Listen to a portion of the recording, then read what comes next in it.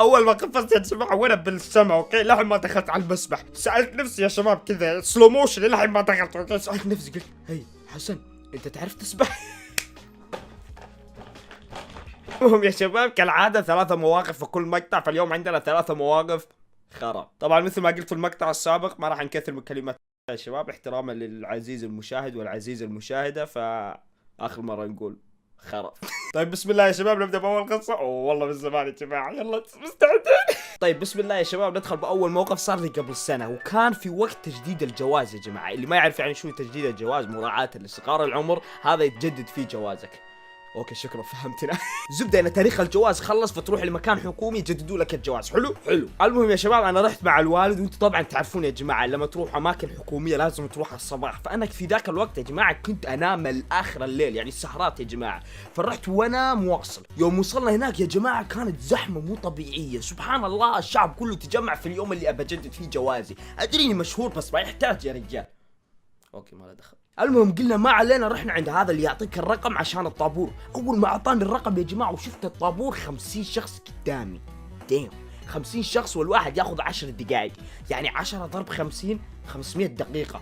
اوه ماي جاد ام داينج مين. المهم يا شباب سوينا اللي علينا، رحنا قعدنا في منطقه الانتظار كلها كراسي وزحمه، فقعدنا يا جماعه. فانا من الملل يا جماعه سويت مسكت تلفوني، وعندنا جروب للشباب كذا ربعي واللي نطلع معاهم برا كذا، عرفتوا يعني كل واحد مسوي جروب مع الشباب. فيوم دخلت جروب الشباب كان في واحد من الشباب مصور وهو قاعد بالمخيم ومصور الشاي قدامه وشباب قاعدين يلعبون بلوت. فانا انقهرت يا جماعه، قلت هذول قاعد يلعبون بلوت قايمين الصبح وانا قاعد قدامي 50 واحد. فسويت يا جماعه قلت خلني اصور يعني بالطابور قدامنا كله بالترتيب، قدامنا 50 واحد، قلت خلني اصورهم كذا وهم قاعدين واكتب شنو قرف الجوازات، يعني كذا كاتب الصوره قرف الجوازات وادزها بالجروب علشان يشوفون المعاناه اللي اعيشها. الزبده يا شباب مسكت جوالي ولفيت كذا واعطيت الزاويه اللي يطلعون فيها كلهم 50 بالضبط، وخذيت القياسات بالضبط والزاويه الصحيحه عشان 50 شخص يطلعون كلهم، واضغط بسم الله واضغط يا شباب الا الله ياخذ وطلع اللي فضحني. اللي صار يا شباب ان بالاعدادات كان الفلاش شغال، الفلاش هذا اللي يطلع النور. فاول ما ضغطت يا جماعه الفلاش صورهم كلهم، وكل الناس صاروا يطالعون لي يا جماعه كذا مستغربين يقولوا هذا ايش فيه. السلام عليكم، هلا كيفكم شباب؟ اول ما مرت دقيقه يا شباب من صورت الا واحد من الضباط الشرطه بعيد عني يأشر علي يقول لي تعال كذا وهو معصب. انا خفت يا جماعه، اقسم بالله في اللحظه هذه يا جماعه انا خفت. انا قلت قضية علي، انا سويت يا شباب انا سويت دقيقه في شيء غلط سويته شبه مني على الضابط.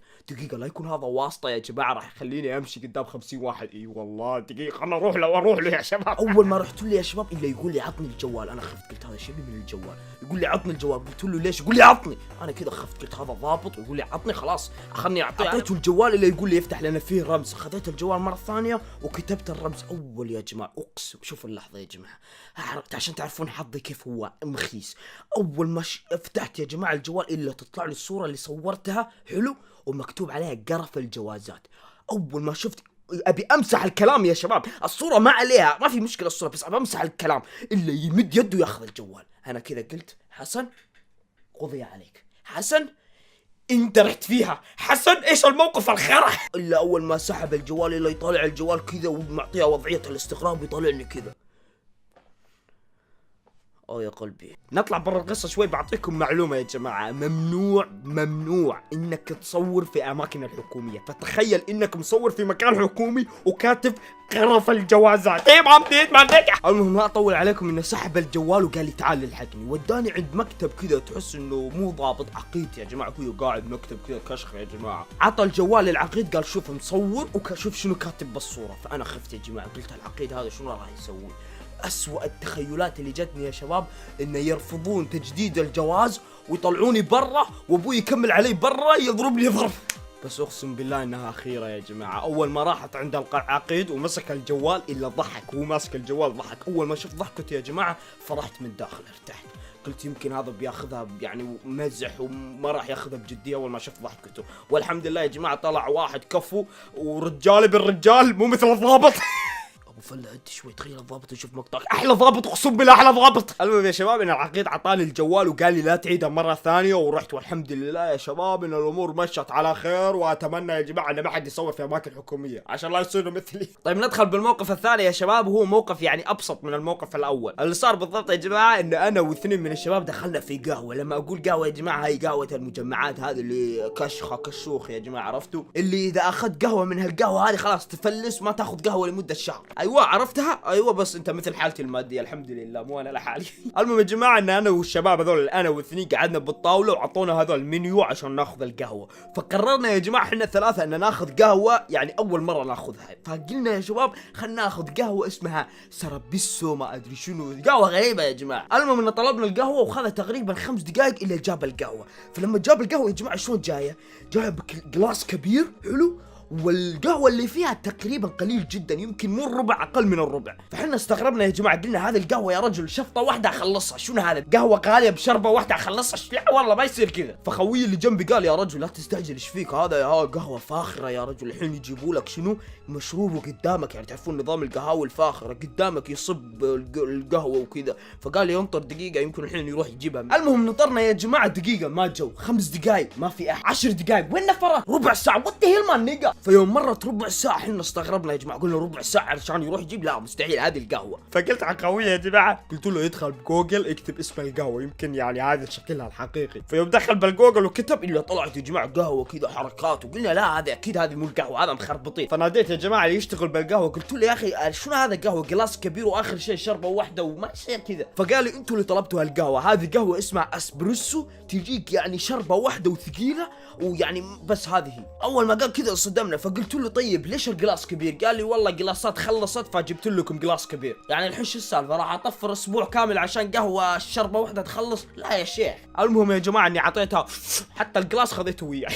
وهذا الموقف الثاني يا شباب ادري انه مو موقف قوي مثل الموقف الاول، بس يعني اهم شيء انه موقف والله برجع فلوس يا رجال. الموقف الثالث والاخير يا شباب اللي هو الموقف اللي مكتوب فيه عنوان المقطع اني خرجت يا جماعه. الموقف الثالث والاخير يا جماعه ان انا والشباب تجمعنا في يوم من الايام قلنا ان راح نروح نادي قريب عندنا، النادي هذا يا شباب فيه مسبح، او تعرفون المسابح الكبيره مالين الاولمبيات اللي يروح يسبح طول ويرجع اللي تقريبا 50 متر، عرفت هذا الكبير. اول ما وصلنا يا جماعه نبي نسبح، يعني الشباب ما شاء الله عليهم يا جماعه سبيحه، في واحد يا جماعه ما شاء الله عليه يا جماعه يدخل قوس كذا يغوص ويطلع ما شاء الله عليه يا جماعه.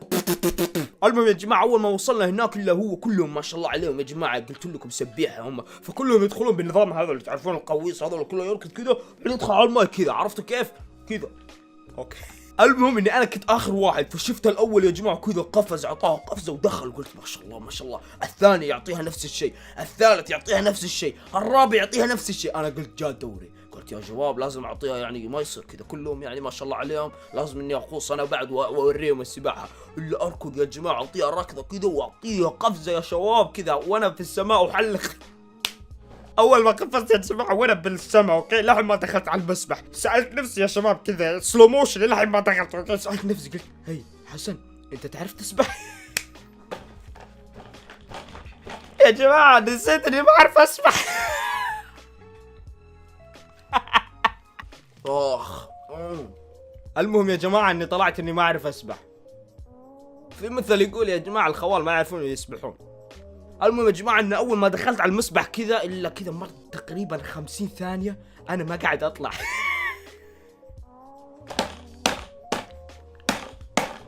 اخ يا جماعه والله اني مو صاحي. الناس استغربت يا جماعه قالوا هذا وين راح، او يمكن انه سبيح ما شاء الله يقدر يطول تحت البحر، ما يدرون اني انا غرقان. الا كذا يا جماعه بعد 5 ثواني اطلع برا المسبح كذا ساعدوني ما ابي اموت انا سخيف.